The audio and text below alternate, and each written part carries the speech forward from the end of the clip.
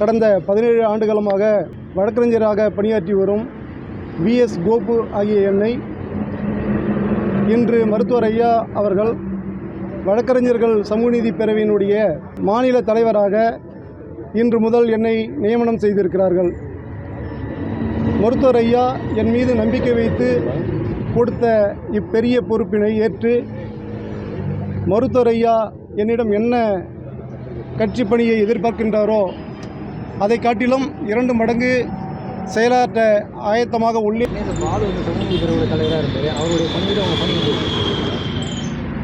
அவர் எதில் குறை வைத்திருக்கிறாரோ அதை நிவர்த்தி செய்யும் வகையில் என்னுடைய பணிகள் இருக்கும். குறிப்பாக தமிழ்நாடு முழுக்க இருக்கக்கூடிய வழக்கறிஞர்கள் சமூக நீதி பேரவையினுடைய அங்கமாக இருக்கக்கூடிய வழக்கறிஞர் பெருமக்களின் கோரிக்கைக்கு செவிமடுத்து வழக்கறிஞர்கள் சமூக நீதி பேரவையை மேலும் செம்மைப்படுத்த என்னுடைய பணி உதவிகரமாக இருக்கும் என்பதை தெரிவித்துக் கொள்கிறேன். ஐயா எந்த பொறுப்பு அறிவிக்கிறாரோ அந்த பொறுப்புக்கு உரியவராகத்தான் நான் யாரையும் பார்ப்பேன்.